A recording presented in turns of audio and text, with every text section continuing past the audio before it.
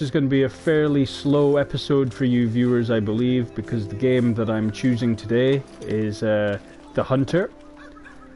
And I've got to tell you, right, okay, that's never happened before. Apparently the fall damage has increased since the last time I played. This is a realistic hunting game, you know, very sound based, strategy based. It requires a lot of patience, so I think it's a good game to sort of just have on in the background as I'm rattling off information, because I found when I play the likes of GTA or other games, I tend to get caught up in what I'm doing, end up repeating myself, which I probably will anyway, to be honest. Yeah, so we're just going to try something different. Right, so we're going to have to be really quiet when we reach that area. Okay, so, welcome to Sports Talk. We haven't done one for a while. As I say in every video, there's a reason for that. It's not consistent because I'm not being paid to do it consistently. And I do see the irony in that, because you only build up a following by doing things consistently. But I guess, yeah, guess I'm clearly not that interested. But I feel it's something that I like to get off my chest. Put out another opinion out there, because there's a lot of biased opinions out there. There's a lot of negative opinions, and some people will perceive mine to be negative. Close to where you're at right now. I'll send the coordinates. I don't want the coordinates. I know what I'm doing. Right, so we'll just. So we'll talk about predictions. We'll talk a little bit about AEW, because there's always things to talk about AEW. It's been a while, so I'll go through briefly what happened at AEW Revolution, followed by what happened on the AEW Dynamite show following Revolution, which was a very interesting show, because it definitely showed the dynamic of AEW. And we learned a lot about what this company is going to do in the future. But the sport which is upcoming, the sport which is going to be on everyone's lips for the next few months, is going to be Formula One. Formula One, which has been gone for a while for the winter testing, winter break, build a new car. And we're back in 2 weeks, I believe. It is next weekend. It's next weekend, so we're back in a week. Back into Formula One. I did do some coverage on Formula One races in the past. Could be something that happens again, depending on how the season goes. I was very interested in doing it. I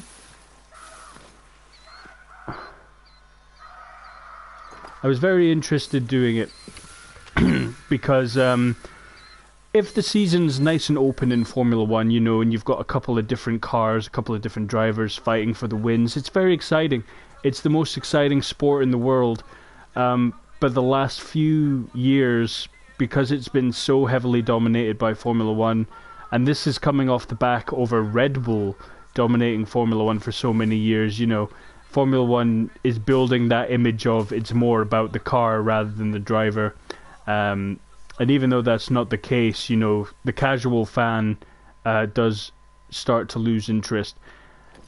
In about 5 years' time, you know, people will be reveling in the brilliance that is Lewis Hamilton. But right now, you know, everyone's just going, well, it's the Lewis Hamilton show. Hamilton's going to win. It's kind of boring, kind of predictive. You know, all of the things above.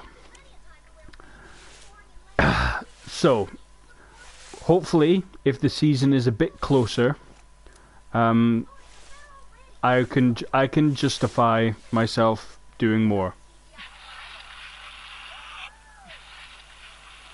Come on. There we go. Okay.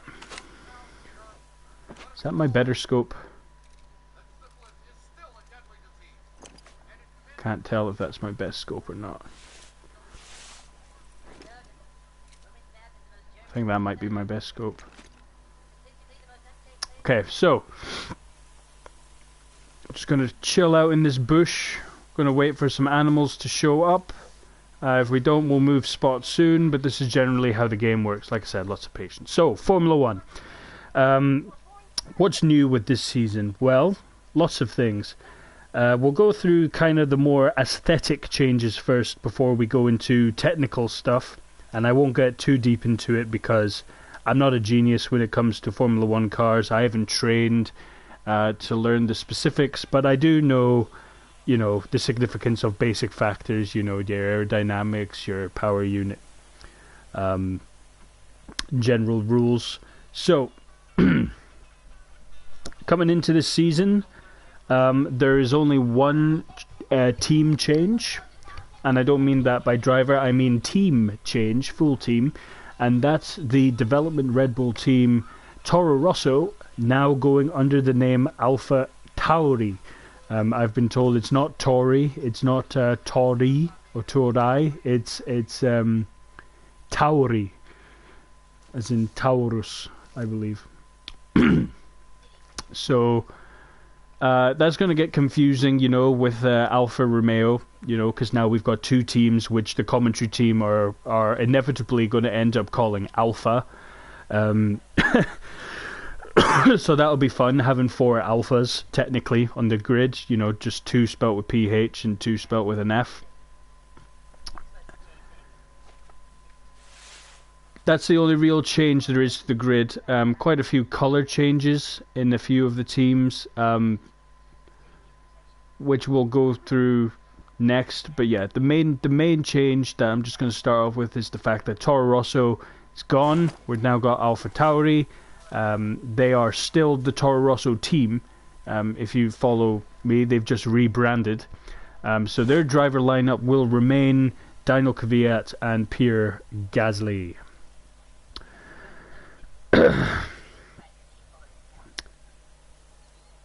And if we're gonna start with predictions right away, I have AlphaTauri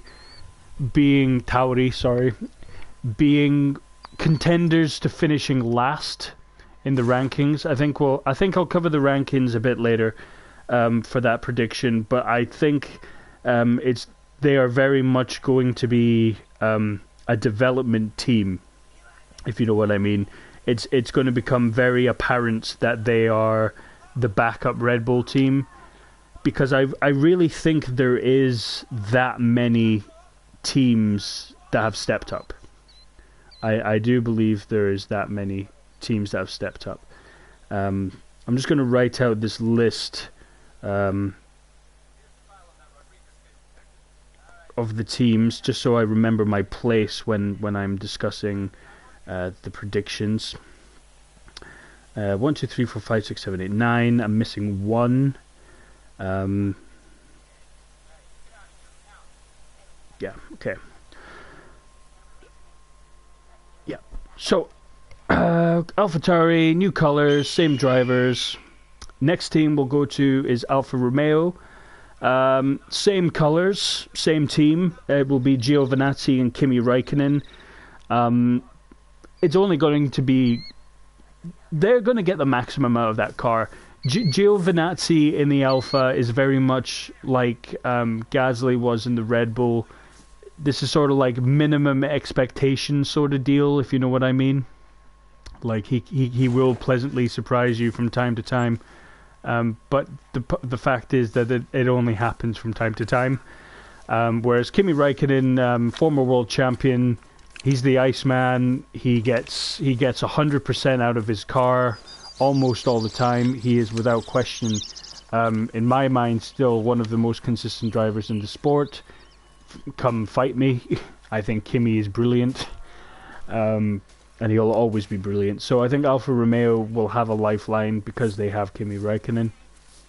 So let's hope Giovinazzi really steps up his game. Depends how close the field is, which again will come under discussion for the predictions, because although I believe the title is pretty much guaranteed, I think from 4th to 6th, even 4th to further back, is a big question mark still. Lots of things to iron out. Okay, so we don't have anything showing up yet. That's fine. We'll just keep talking. Next car, this one's quite significant, is Williams. Williams have, without a shadow of a doubt, been the worst team, worst performing car. It would be a fair thing to say. Have had the worst performing car in Formula One for quite a few years now. They only managed 1 point last season, and that was given to Robert Kubica as opposed to George Russell. So at least he got a point in his season back. It was a lovely story. I'm not taking anything away from Kubica. I'm so glad he was given the opportunity. He got his opportunity. He wasn't that quick, so move on. I'm very much a fan of how Williams have dealt with that. Signed Nicholas Latifi. I don't believe he's won Formula 3 or Formula 2, but he's certainly competed in them at a high level, and he has also been a development driver / reserve driver for team. But George Russell's ability is much closer to everyone else's than, say, Robert Kubica's was at the time. My prediction right now, just to put it through, is that Williams will not be the worst car on the grid. They showed extremely, and I mean extremely, promising signs in testing. Again, compared to previous years, they were the first car out on track. Last season, I'll put it in perspective, last season, they were late to testing. So they've gone from being late to testing to being the first car out on the grid. And for that, that's going to garner some respect, some momentum. Even if they don't have a great season, they still feel better already than they did at this point last season, if you know what I mean. And that feel-good factor seriously is important in Formula One. So hopefully Williams can carry that. And if we're going to talk about feel-good factors, this is the other team who are desperate for that feeling. Haas. Gene Haas, who the company's named after, the team's named after. It's his team. He is the investor. It's his money. If there's one thing Drive to Survive has taught me, is that Haas are not happy in Formula One. This is not what Gene Haas expected when he signed. I think he was expecting to come up and be straight in the mix, which, to be fair, I think they were in the first season.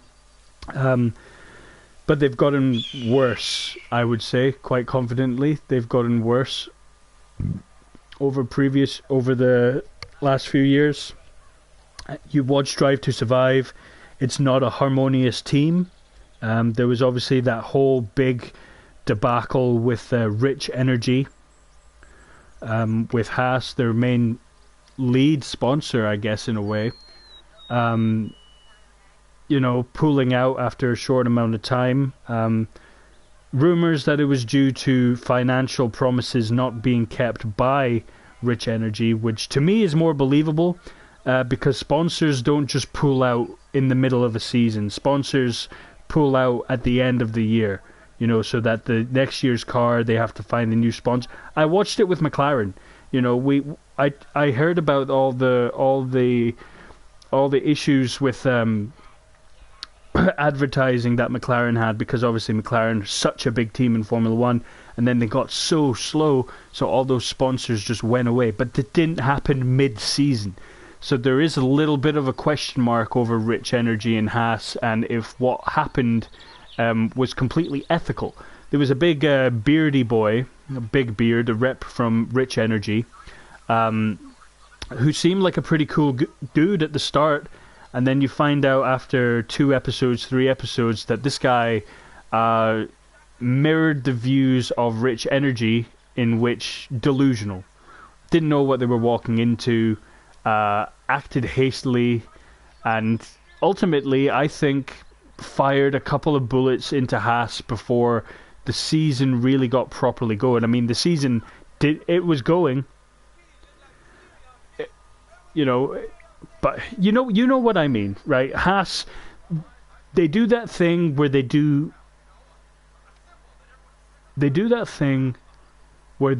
fine in Australia, and then after then falls apart. Everything falls apart. And that's what happened with Haas. Anger issues with Magnussen, and rightly so. Kevin Magnussen was a podium-winning driver in a McLaren when I first got a glimpse of him, and now he is coming across as a bad-tempered Danish driver who's going around, and I won't spoil too much from the Drive to Survive series, but there was one incident in which Kevin Magnussen broke the door to Gunther Steiner's office. So kind of puts a little bit of perspective, just some of the stress that was going on, because obviously there's a lot more going on than just what's on the surface, as that series teaches you. As you all know, not doing this, if you actually listen to these videos, I don't do this consistently, so I'm not being paid to do it.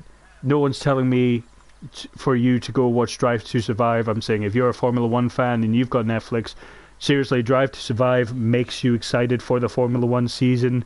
It makes you aware of a lot more dynamics of the sport. To be honest, I'm going to say this, Drive to Survive, it makes you more of a Formula 1 fan again because of how boring the season can be. So when you turn the attention to the midfield teams, you know, where there's drama going on, where it is high stakes in every race, as opposed to, oh, Mercedes are winning, oh, Mercedes are running away with it.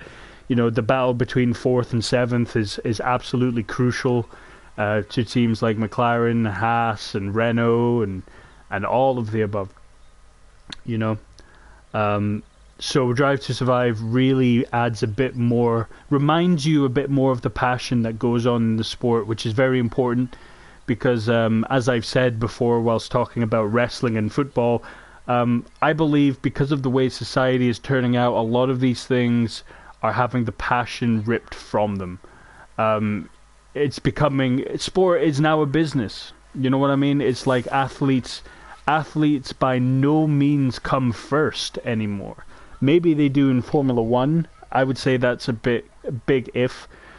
But the athletes, you know, just... That's why they get paid so much, because their lives are straight up abused.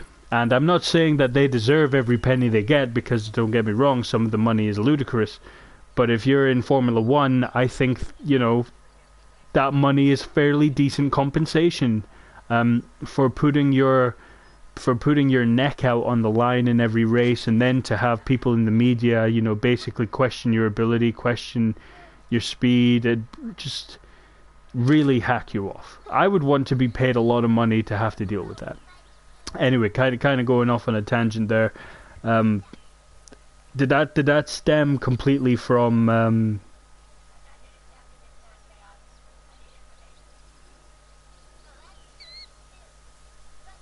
Yeah, that was about sponsors. So Haas, despite all the drama, they have kept Magnussen, and they, big surprise, they kept Grosjean.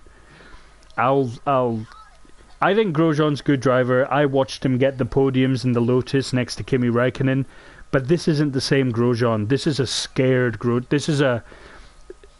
They made a very interesting point about Pierre Gasly was too focused on data rather than just instinctually driving his car. And you kind of get that vibe with Grosjean. He's always looking for an excuse. He's not always talking technically, but he's always kind of talking about something else other than how the car feels. And when he is talking about how the car feels, it's never really positive. But yeah, I don't know. For me, I mean, I wouldn't have Grosjean on my team. Again, he is a great driver. I'm a couch critic, but I wouldn't be picking Grosjean, particularly when someone like Nico Hülkenberg is not in Formula 1 this year. And that takes us on to our next team, Renault.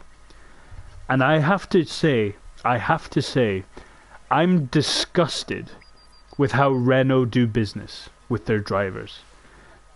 2 drivers now in 2 years they've basically stuck the middle finger up to. Nico Hülkenberg and Carlos Sainz. Carlos Sainz was told with no warning, with no notice, that Renault had signed Daniel Ricciardo and he was out of a seat. Renault confirmed that they're not signing, they're loaning Esteban Ocon from Mercedes. They are loaning Ocon from Mercedes. They're not even replacing Hülkenberg with their own driver. They're replacing him with a reserve driver who he can drive. Ocon can drive, but I will always remember the crash with Ocon and Verstappen when Ocon was running below P10.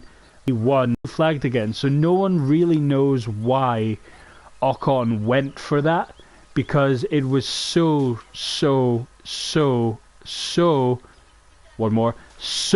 fucking stupid. And I hope he's learnt from that. I hope he's wised up a bit, because he even laughed after it happened. And you don't do that when you cost someone the race win. So I hope Ocon's matured.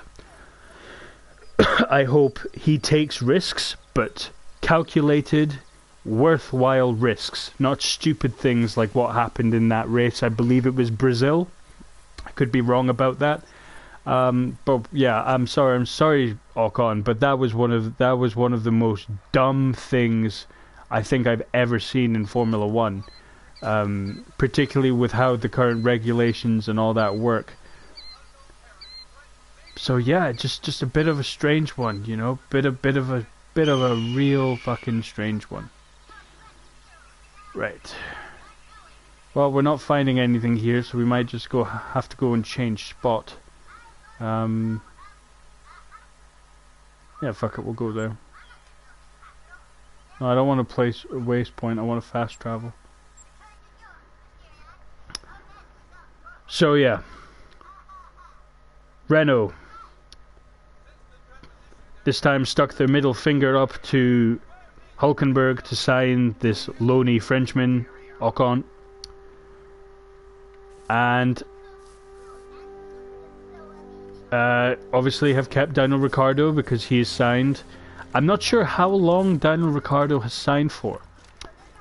There was a rumour that he signed for 4 years.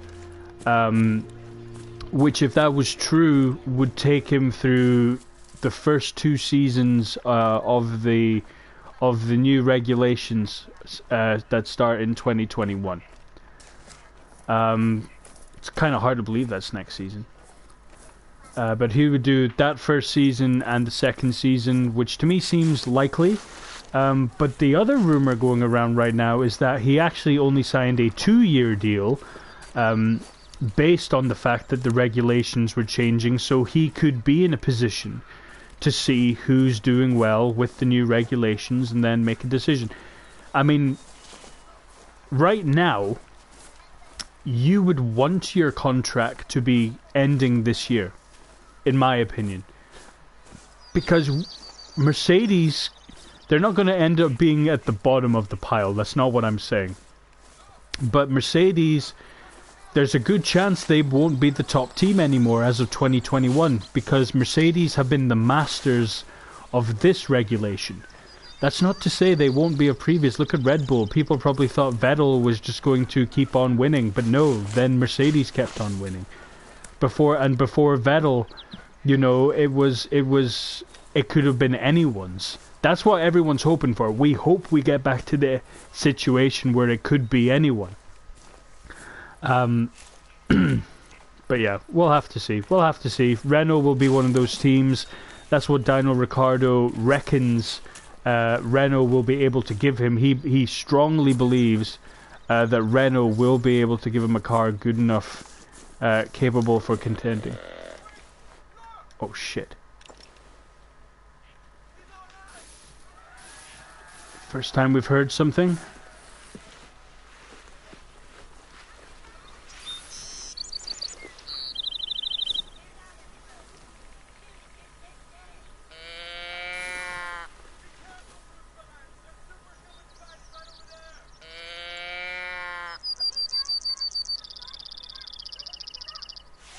That's better.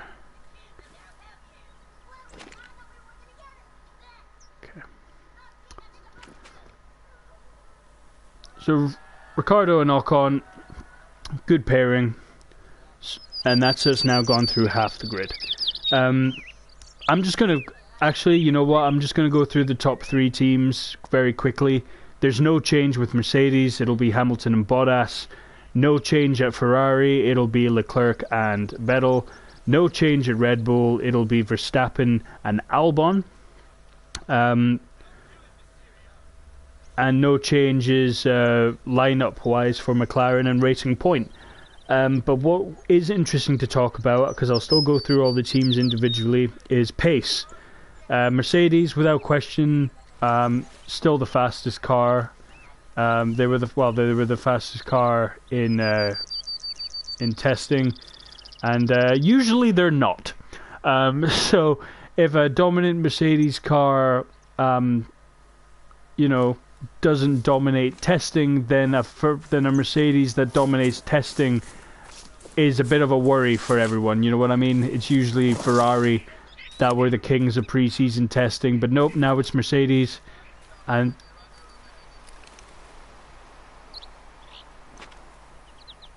there must be a deer. Did I get it?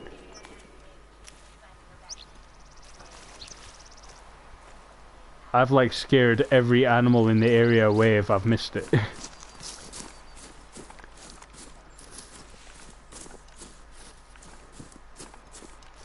Well, that's shit. That's not blood, so that's not a good sign.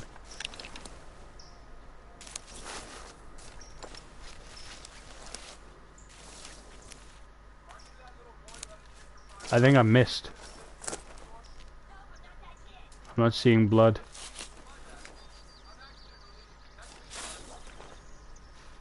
Yeah, fuck, I missed.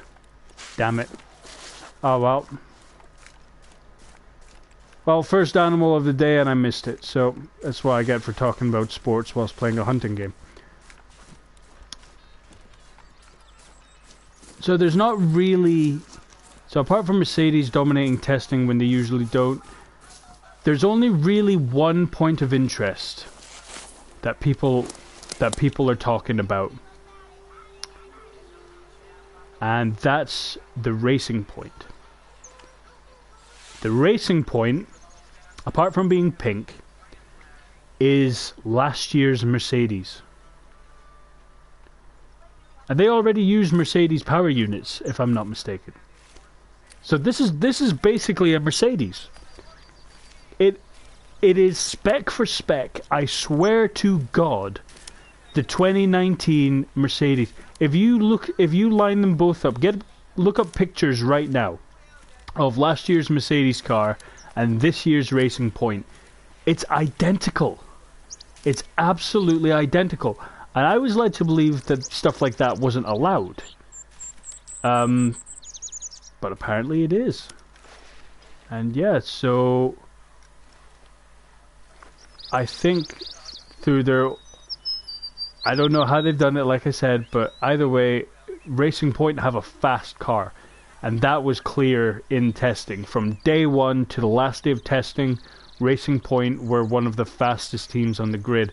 And they were doing it comfortably with harder tires on. So Racing Point for me is a huge contender for 4th place. And I think if they were to come 4th place, that would be a perfect setup for what's about to happen to the team. And if you don't know what's about to happen to the team, basically, owner of the team, Lawrence Stroll, Lance Stroll's father, has been buying other things other than just a Formula One team. He has also bought a massive share in Aston Martin. And the rumours are that Racing Point, as of 2021, will be officially rebranded to become the Works Aston Martin team. And I think that's pretty special. That's pretty special to have Aston Martin in Formula One. It's a good move. Makes lots of people happy. Very commercial brand. Of course, that does mean that Red Bull will be losing one of their sponsors. But I'm pretty sure they can live with that. That doesn't look like anything. Wait, what was that?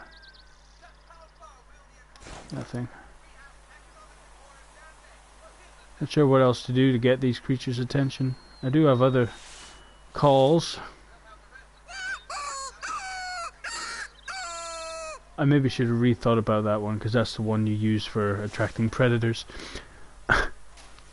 Okay, so yeah, they asked the Aston Martin Works team. That'll be so good.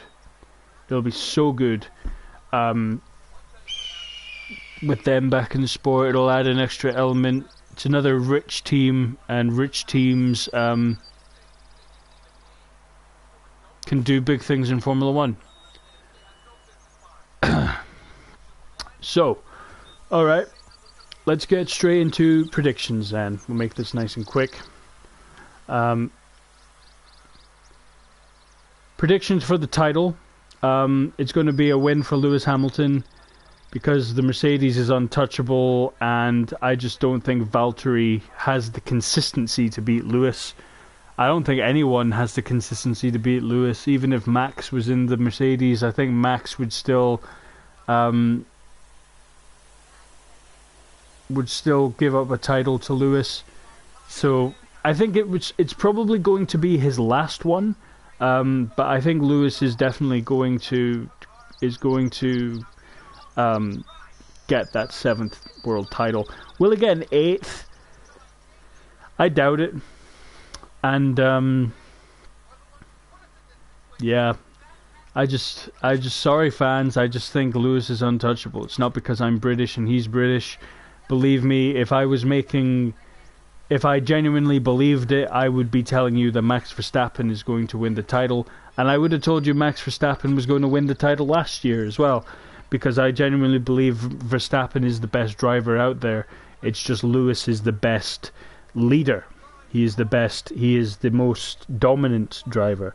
You know, it's one thing to be the most dominant driver, it's another thing to be maybe the best driver. You know, Prost was extremely dominant, but Senna was a better driver. You know what I mean? So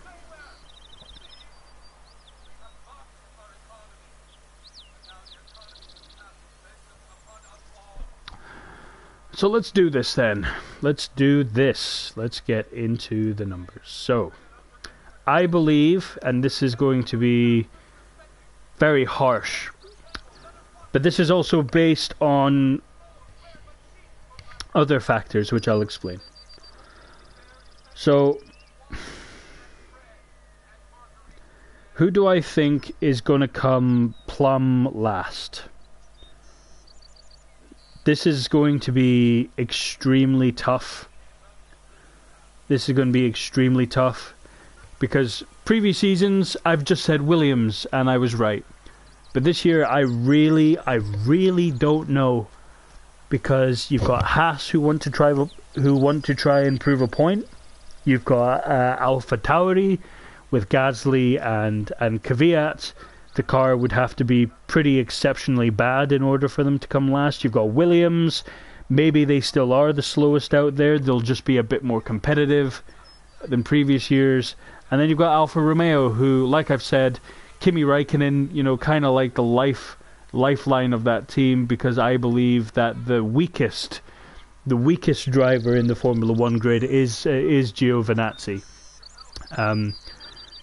He's still a great driver, but someone has to be the weakest, and to me it is Giovinazzi, because even drivers like Latifi, Russell, they've just got more of a background that have proved they can be the top guys of their groups. Yeah, I think Giovinazzi might drag Alpha down to the bottom of the table. But do I believe that the team with Kimi Räikkönen on it will come last in the championship? No. So this becomes really tough, because it's between those 4 teams. You know, first is Mercedes. It's going to be a battle for second between Red Bull and Ferrari. It's going to be a battle for fourth between McLaren, Renault, Racing Point. But the battle of the midfield and the bottom of the midfield is going to be these 4 teams. It's going to be Haas, it's going to be Alpha, it's going to be Williams, and it's going to be Alpha.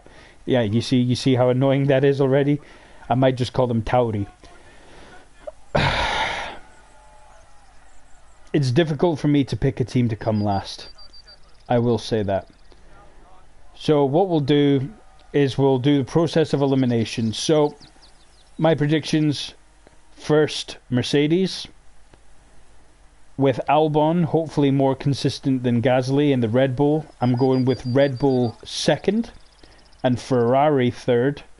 There's a big one for you. Fourth, I've got McLaren. I think they're the best of the rest. I think Sainz and Lando are brilliant. This hurts. This hurts because I know the ability of Ocon and Ricciardo, but I think that Renault power unit is absolute garbage, and it'll be garbage this year again, and that'll cost them. So I've got Racing Point coming fifth and Renault coming sixth. So yeah, you've heard it here first. That 2019 Mercedes car that has been produced by Racing Point will be faster than the Renault.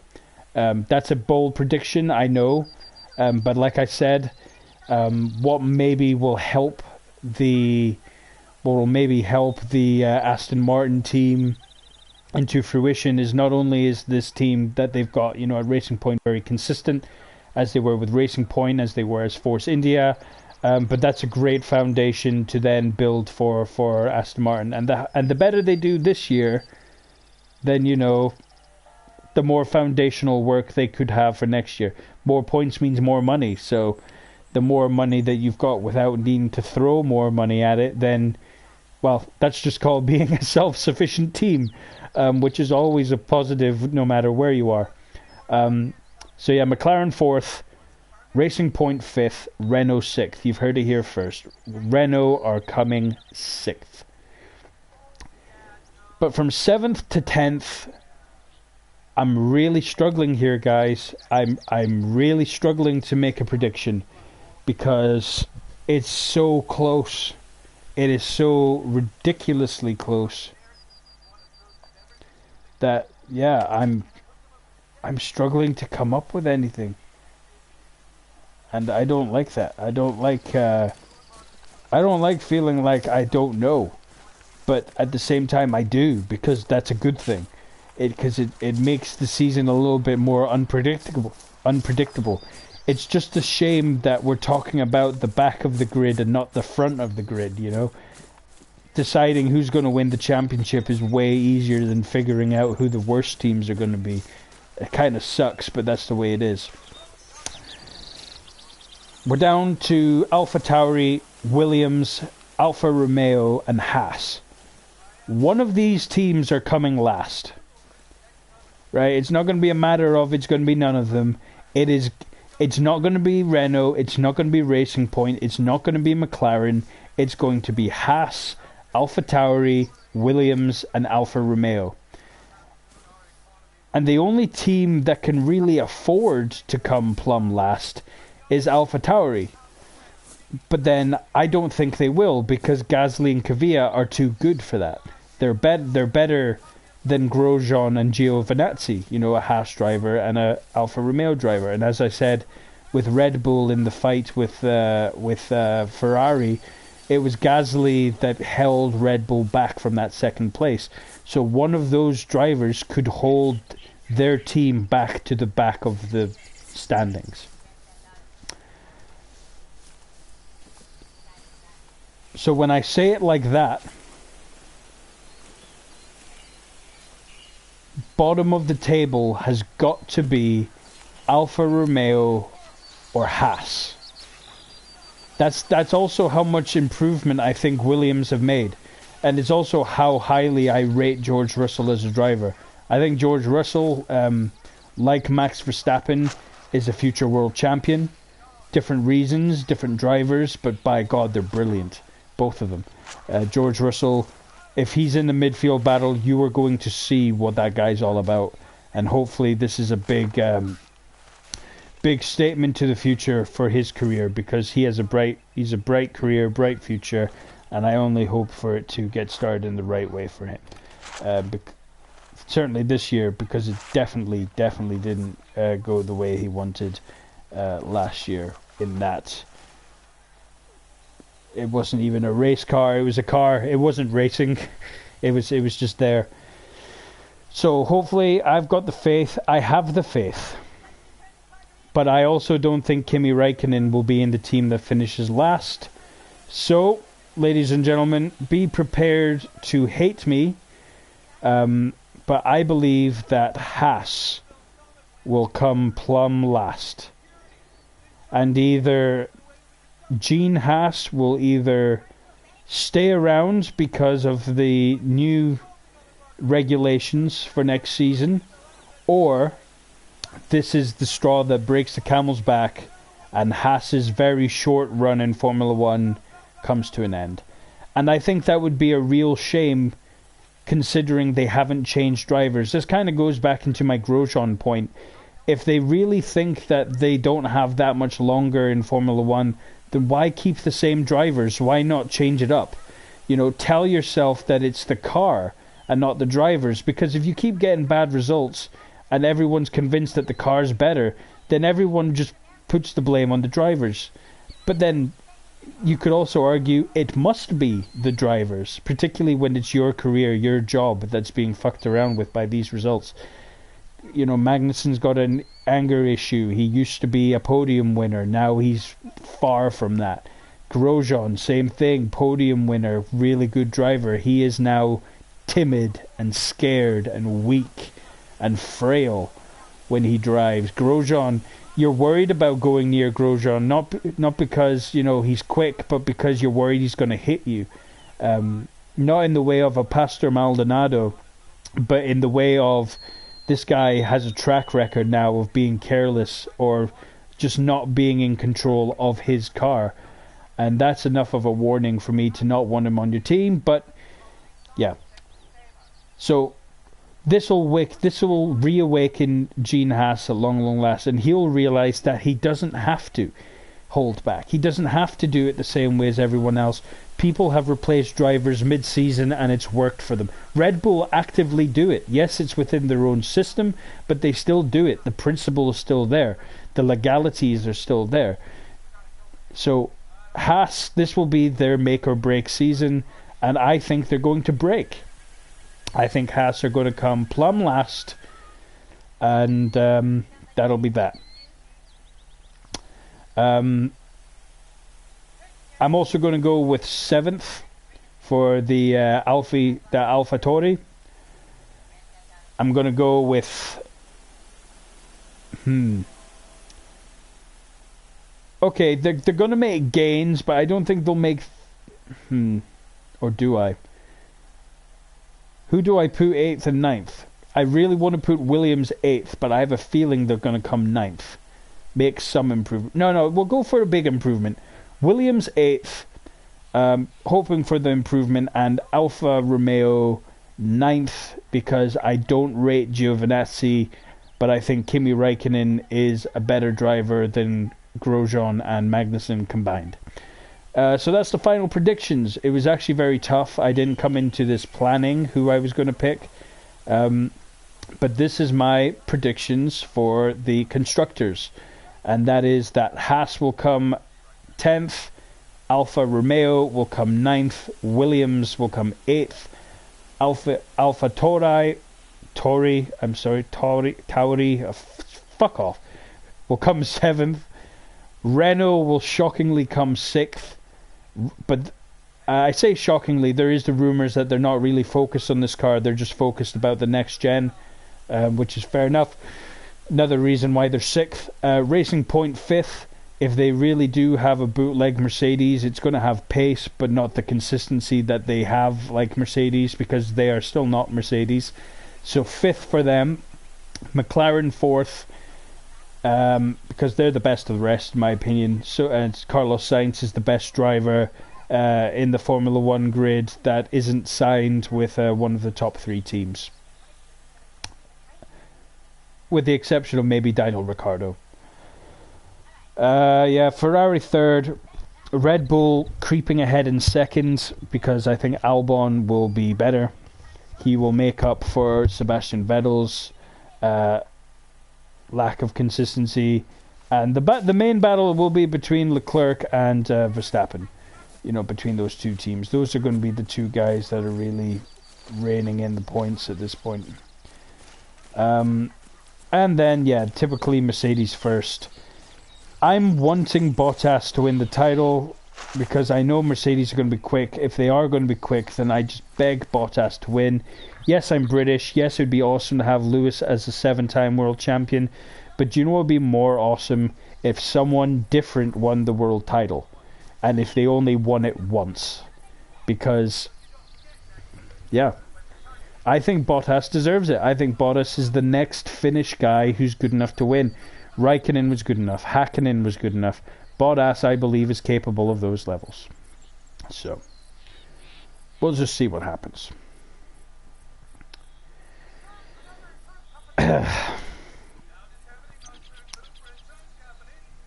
Well, I suppose the next topic in line, which is exciting, very exciting, it's AEW.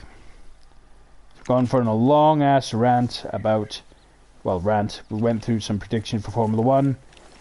I'm going to go with AEW now. So, AEW Revolution happened last weekend. Absolutely exceptional show. If you don't want spoilers, then please mute or skip for the next 10 minutes or so. Actually, no, we'll say 5 minutes. I'll make it short. So, run through the matches. On the pre-show, we got the Dark Order versus SCU. More specifically, Evil Uno and Stu Grayson versus Scorpio Sky and Frankie Kazarian. This was a fairly solid match. It was actually a perfect way to start the pay-per-view. Lots of storytelling from what's now being perceived as AEW's mid-card. It's still not a mid-card because these stories could end up being a bigger deal than anything else. So what happened was SCU... Did they get the pin? No, I think... Well, who got the pin? I think it might have been Dark Order that got the pin over SCU. I might be wrong about that, but something tells me that Dark Order beat them. Yes, they did, because there was a post-match beatdown. Dark Order assaulting the two members of SCU. That was when Boom Boom Colt Cabana, who has debuted as a commentator on Dark for AEW already, but this time debuted in his ring gear. He runs to the ring. He tries to make the save for SCU. Gets in some big booms from the crowd. Ends up being overrun himself. Dark Order music hits. A man comes out. And here's the thing. A man dressed as the leader of the Ministry, which I think is a lovely touch. This was a tease that this might have been the Exalted One, but if you're a hardcore mark and you know a little bit of history, you will have known about the Ministry. Lots of people dressed in black. Eventually they revealed the cult leader, and it was Vince McMahon all along. It's me, Austin. It was me all along. Came out in that ridiculous black garment. Well, this guy comes out in an identical garment to this, and lo and behold, it's Christopher Daniels. And if you don't know why I'm referencing the Ministry, it's because the original plan for the Ministry was that it was going to be Christopher Daniels who was revealed as the leader, but Vince changed it to himself. So robbed Daniels of that opportunity. So Daniels comes out in his Ministry gear, basically, takes off the hood. Everyone goes, oh, it's Christopher Daniels. And he's got this intense look on his face for a brief second. So everyone for a second goes, oh no. And they immediately go, oh no, because everyone's been conditioned by WWE to think that a guy in a spooky black hood is actually a bad guy. Not the case. Not the case at all. And I kind of figured that out. I was like, if they're going to debut the Exalted One, they're not going to do it in such a WWE way. And they didn't. Lo and behold, Christopher Daniels, tense stare, points to the ring, Maybe he's pointing at Daniel, at Sky or Kazarian. Nope. He flies either through the top 2 ropes or over the top rope and just starts laying into Evil Uno. This was great. This was great. This was a great story. And what's epic about it is that they did it on the pre-show. And I never would have thought to put this match on the pre-show, because in my mind I would have gone, well, it's the Dark Order, you know, they need the big match, maybe a big pay-per-view match is up for it. And it still felt like a big pay-per-view match. And because the Dark Order Dark Order wasn't getting over until everyone realized that Evil Uno, the big fat guy, is a big fat guy who understands the internet, a little bit like me. Dark Order, you know, their roots have already taken hold. They have a cult fan base. They have momentum. They have wins. People aren't not just winning, but they aren't being booed out of the building. You know, this isn't nuclear heat, but this is good. This is good because they keep teasing the Exalted One. If there was nuclear heat, then no one would want to see it. No one would care. They'd just be like, we don't care. Just go home. But they don't. They go, oh, who is it? Because it could be Matt Hardy. Could be Lance Archer. Could be Brody Lee. Apparently, it was meant to be Marty Scurll. There is a lot. Going on with the Dark Order. So to put it on the free pre-show, which is on YouTube, which is on all over the internet for free, is genius. Because right now, that's the sort of exposure that the Dark Order will thrive off of. The internet, the most cancerous place, the place that was the most cancerous towards the Dark Order, right, is where they fit in. It's where they belong. Because those are the people that they're catering to. The people don't even realize it. That all of these trolls on Twitter are the sort of people the Dark Order are kinda, I don't want to say sweet talking, but they're not attacking back at these fans, you know. They're wanting these fans to get on board with the idea, slowly winning over the internet with very minimal exposure, and just done in very subtle ways which wrestling fans like. And guess what? People care. People aren't going to boo the Dark Order out of the building. People are going to let Evil Uno talk. They're going to want to hear what he wants to say. They want to know who the Exalted One is. They think Stu Grayson is wonderful. They did exactly what I said they should do with Reynolds and Silver.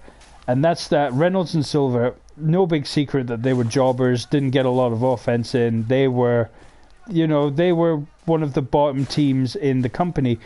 And even though they haven't like gone on a hot winning streak or anything like that, in their match on Dynamite, the Dynamite after Revolution,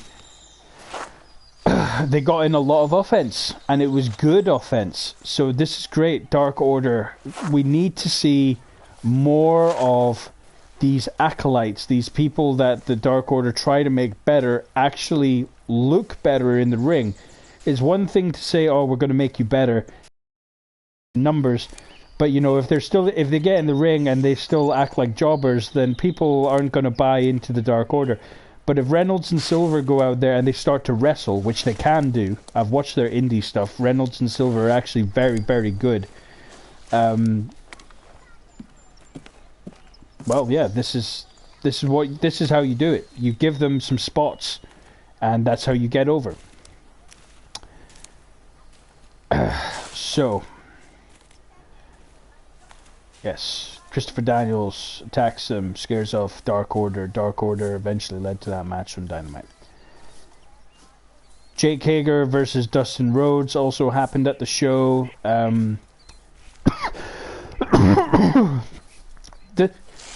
This was never going to be a 5-star match. I think everyone kind of knew that.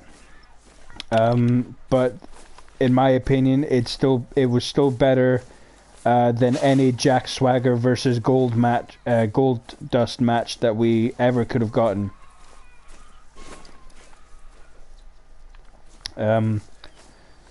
So for that, I say congratulations. You actually, you went out there, you did awesome. It wasn't world changing, but it was awesome, and it was a good way to open the show. A lot of people on What Culture, places like this, sort of criticized it, said it took the energy out of the show, and well, I don't see how that's possible, seeing as how they were the opening match. So if anything, they just got the slowest match done and out the way. The only mistake they made on this card was putting Nyla Rose and Chris Statlander's Hager. I swear there was other matches. Of course there was other matches, Daniel. There was definitely other matches. If I could remember them, though, that would be pretty fucking great. I'm going to have to go look it up. I know that there was Guevara versus Darby Allin. Battle of the future. Sammy Guevara, probably going to be one of the best heels in the company. And Darby Allin, who is already one of the biggest faces in the company, which is very impressive. This was a great match. All in all, it was the match itself was very short, but the feud, the segment was excellent. The segment actually went on for 13 minutes, although the match went on for 5, and that's because 8 minutes of that was spent having a brawl on the outside, which involved tables and barriers. It was an excellent match. And I also forgot that there was actually a dark match on the event. Dr. Britt Baker and Penelope Ford took on Riho and Yuka Sakazaki. And if I'm not mistaken, I believe that was Penelope Ford's first win as well, because Ford and Baker did indeed beat Riho and Yuka. That was actually a very good match as well. And looking at the card, I was right. Dark Order did indeed beat SoCal Uncensored. Hager defeated Dustin in that match, which I said, was all right. It was a bit long for me. It went 15 minutes. Maybe should have gone 10 or 11. Just to keep it short and sweeter. Darby Allin and Guevara, as I said, was very short and sweet. Batter the hell out of each other for 5 minutes. Finally get back into the ring and batter each other, in a contest for 5 minutes. I liked it. It was a good layout. Totally invested in Darby Allin. I think Darby Allin is excellent.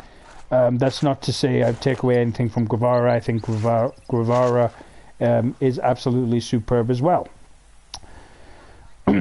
Darby Allin ended up getting the win in this match, though, which was the right move. I think if you giving Guevara the win just would have been pointless. I think Guevara is the guy that people like to see lose right now. Yeah, he'll get some wins, but Darby Allin's not the guy he should be beating, because Darby gets beaten too much as it is already. But he's just so over that it doesn't seem to affect. It doesn't seem to affect where he's at.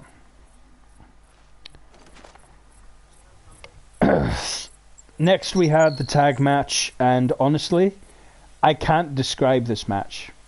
So I'm just going to say, go find it. Go find a video of it on Daily Motion. Go watch the pay-per-view. Whatever. Just, there's a reason why it's been given 6 stars. Right? Because this simply was a classic.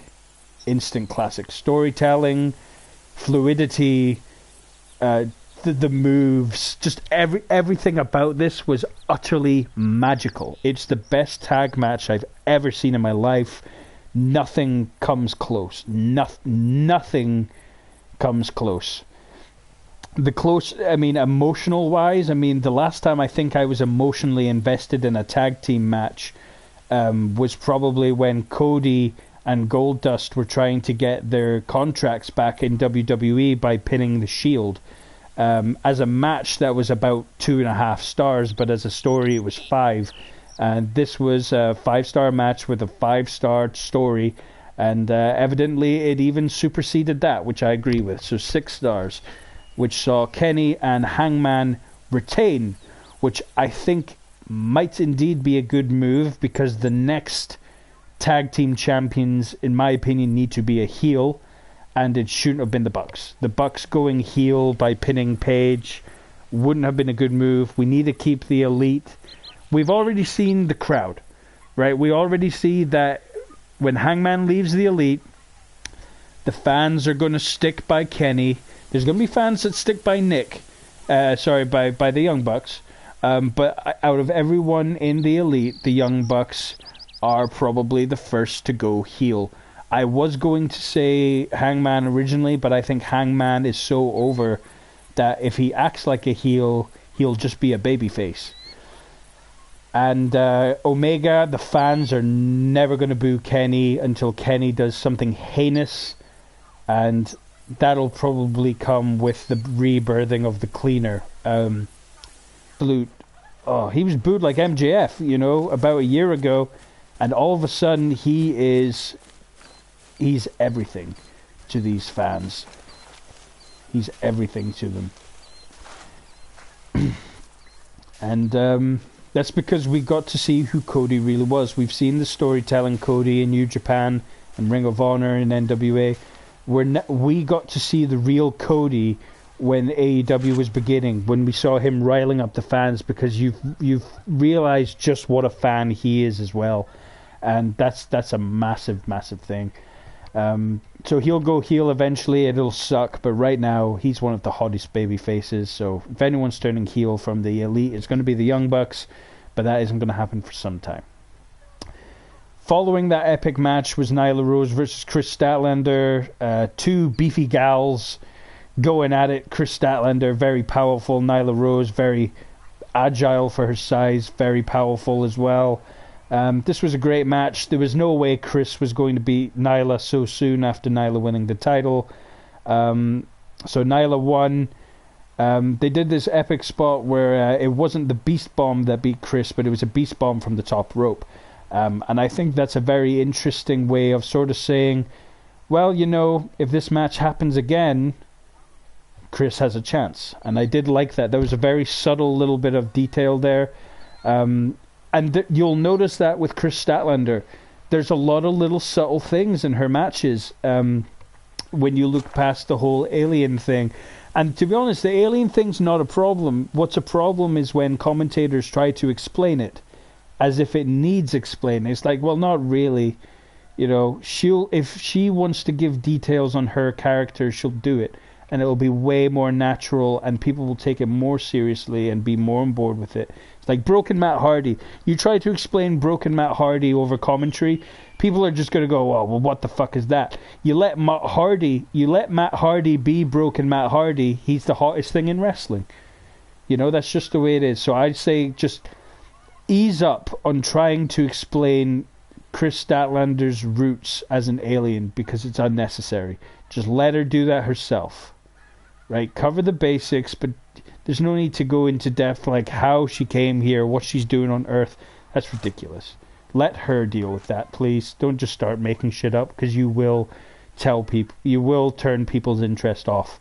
And if I wasn't so invested in Statlander, that's how I feel listening to Jim Ross and Excalibur and Tony Schiavone talk about Statlander, especially when they went into that whole Area 51 conversation. I was just like, guys, just stop. She's an alien, right? She does her weird things. We don't need this, okay? This isn't this isn't a television series where you need every ounce of detail, right? And if you are that sort of people, you're the elite, right? But everyone else doesn't need that level of someone trying to tell their story. They will tell their own story. That is the whole point of AEW. 3 matches left, and 3 epic matches. MJF versus Cody, blood feud, only just beginning. There's no way this is finished. MJF was the man to bleed this time, but Cody did his thing which he did to Kip Sabian, where he was going to hit 3 crossroads in a row. He managed to hit 2. Epic. Excellent. Co-main event, I was actually surprised that it was this high up, but between MJF and Cody and Moxley and Pac, I actually think, Moxley and Jericho, I actually think this was a perfect place on the card for this match. So I'm just going to say it right now. I was extremely, extremely entertained by this match. I'm not ashamed to say that in any sense. I'm absolutely... Yeah, I loved it. I loved every single thing about this match. And that was Pac versus Orange Cassidy. Orange Cassidy's one-on-one debut. It was super. Oh, Orange Cassidy is a star. He is an epic wrestler. He knows the business. He's not killing the business. He is capitalizing on the business. He is running on the thin lines. You know when people say... You know when Vince McMahon says that these new millennial wrestlers don't have the guts to push the letter? This is pushing the letter in a completely different way. And he's getting away with it so well. Because he's, as I said, he's a good wrestler. He went out there against Pac. And yes, he did some slow motion stuff. But you know what else he did? He also wrestled his ass off when it mattered. You know, like they said in the build-up, he's gonna try. He was a sloth, but he tried. And when he tries, he's good. He delivered offense to the bastard Pac. He wasn't squashed by Pac. He had a match with Pac. He had a near fall or two on Pac. This was a perfect match for Orange Cassidy. This was a perfect match for Pac. It was a perfect place on the card. Excellent. Excellent. If you haven't... Again, another match. If you haven't seen it, it's fantastic. You can't help but laugh at the bits you need to laugh at, and you go, whoa, you know, at the spots that are epic. It's an epic match that entertains you. You know, who knew that you could be entertaining in pro wrestling without being sports entertainment, right? It's a miracle. It's almost as if wrestling, you know, is popular. Who knew? Who knew, right? Crazy. So, main event. Jon Moxley, Chris Jericho. Jericho has been AEW champion for 6 months. And don't hold me to this, but I'm pretty sure Chris Jericho has never had a run as champion that long in WWE. A lot of his Intercontinental title reigns were quite short. A lot of his world title reigns were quite short. I don't ever remember the last time Jericho was the top dog for 6 months. Certainly not whilst I was a fan. And you know what? This is Jericho at his best for me.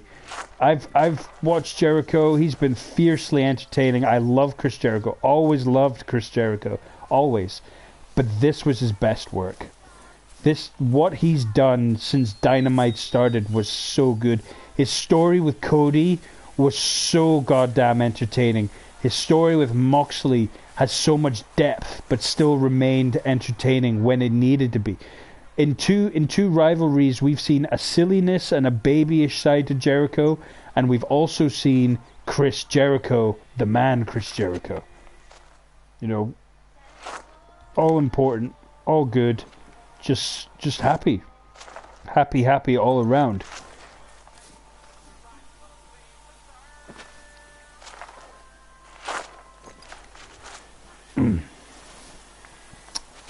And then it happened. Jon Moxley, the former Dean Ambrose. Dean Ambrose, again, a guy I was a huge fan of Dean Ambrose, until he came back. When he came back, I was kind of horrified at what he was being made to do. And then when the rumors got out he wanted to leave, I just had more respect for him, because I was like, yeah, man, I'd be the same. If some old man's asking me to inject myself in the ass fucking every week, I'm out of there. That's not even close to pro wrestling at this point, you know. Then he left, he went to New Japan, and he went to AEW. And guess what? He is now the AEW World Heavyweight Champion. Jon Moxley. Strike when the iron's hot. That's what you're supposed to do. So, This was fairly low drama. It was just high peak of awesomeness. Fans were happy. Everyone was pretty much happy. But it also raised a big question, though. And that's how New Japan can book Moxley going forward. Because Jon Moxley is also the United States champion. He's not the world champion. He's only the United States champion in New Japan. And I have a hunch he's not going to hold it on. He's not going to hold on to it that long. I mean, this is his second reign as a US champion, and I'm fairly sure he's pretty close to being the longest reigning US champion in New Japan history already. Or he's at least making his way up that list quite quickly. Because it's a short list, to be fair. There's only about 6 or 7 guys on the list. But yeah, they have to be careful how they book him now. Tony Khan, he's been very frosty talking about New Japan, you know, when they talk about how it would be nice to see some New Japan guys come to AEW, and that you know, New Japan have been able to run their shows the way they have because of AEW's openness. And they do have a point. Moxley and Jericho, they could have easily not been allowed to go to Wrestle Kingdom. You know what I mean? And I feel like that Jericho-Tanahashi match, especially with the whole AEW Championship came into the picture, I think when you're going to do something like that, right, you reward the fans. You reward the Japanese fans. You reward the expat Western fans. And look, it wouldn't take much. You know, it's not like fans are saying, oh, you guys should do like a cross-promotional pay-per-view fucking every month. No, this is like, people would lose their absolute minds if Okada or Tanahashi showed up and announced that they wanted a piece of Moxley, like for the champion. Say at Double or Nothing, all of a sudden, you know, a casino chip gets flicked into the air and Okada comes out. He doesn't even need to say anything.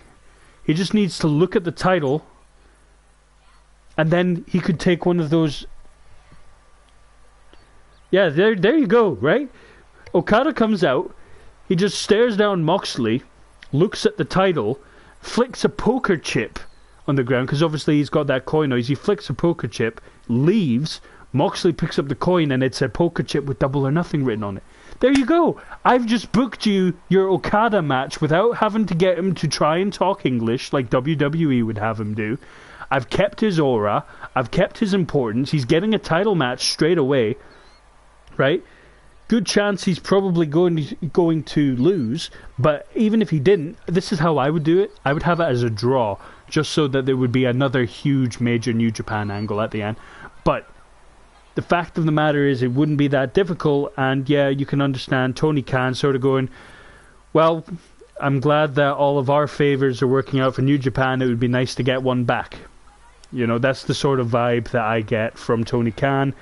And Moxley could be the key between New Japan and AEW, because now we've got a man who's winning a belt, who's wearing a belt in both shows. And this isn't a guy winning a belt in Afghanistan and then going off to win a belt in the UK. This is a guy who is now holding 2 top belts in New Japan Pro Wrestling and AEW. Right? This is huge. This is huge, right? This would be like if there was a guy in WWE who was also a champion in New Japan. This is a massive deal to have a guy like that. And he will be the deciding factor. Without question, he will be the deciding factor on if there is a relationship in the near future between New Japan Pro Wrestling and AEW. I hope there is. It wouldn't be that complicated. I don't know why Japan wants to shy away from extra money. You know, particularly when you've got WWE trying to start up NXT Japan again, which would probably hurt New Japan a lot. I'm not saying that New Japan is a weak product. I think they're phenomenal, but I understand that wrestling fans only have so much money. You know, they're not millionaires, they're not billionaires. They can only pick one or the other a lot of the time. So, I don't know, New Japan. I would say get working with AEW, because Jon Moxley is a beast. And if you have him lose to someone ridiculous... That's the other thing. You know, Chris Jericho said that if Tanahashi pinned him, he gets a shot at the AEW title. What the fuck happens if someone pins Jon Moxley? Which is going to happen, because like I said, US champion, he's going to lose that belt. He's not going to hold it on to next year. He is going to lose that belt soon. He's not going to lose the AEW World title first. He's going to lose the United States title first. And that'll be a pinfall over a world champion. Now, if this was NWA, Nick Aldis would be facing this person again, because Nick Aldis knows that he would be able to make money with whoever just pinned him because of the New Japan situation. And that's what it has to be about. Right, I understand that it's all about the passion of the business and all that stuff, right? But at the end of the day, logistics, reality, money is important. Money makes everything happen. It's why everything happens. Right? So New Japan, for God's sake, wake up. Right? You've got a lot of money. I respect that. But if WWE are really planning on building NXT Japan again, you're about to lose money, and they are a way to gain even more money. So do yourself a favor, and if AEW is really doomed to fail and won't exist in 10 years, make the most of it and do your best to try and make this product memorable. So even if this is gone in 10 years, people will still look back and say, that was a brilliant 10 years. Is that really so wrong? Make history together, guys. There is no more honor than the honor of making history, of being remembered. So use AEW just like AEW use you. That's what you're for. You're in this together. This weird world that's pro wrestling. You are in this together. So use it. And I was planning on talking about Dynamite, but I have gone on for quite some time. This video is exceptionally boring, I must admit, because I'm fucking bored playing it. This is the least active I've ever seen this map. I've usually seen quite a few things at this point, but no, there is really nothing at the moment, which is always, like I said, very exciting. So I'll maybe cover Dynamite soon. I'll maybe go over a couple of Dynamites, but Revolution was the important one. The Formula 1, obviously, the main importance. Thank you for tuning in. Take care. We'll speak to you again. Nelson CEP out. Enjoy wrestling. Enjoy your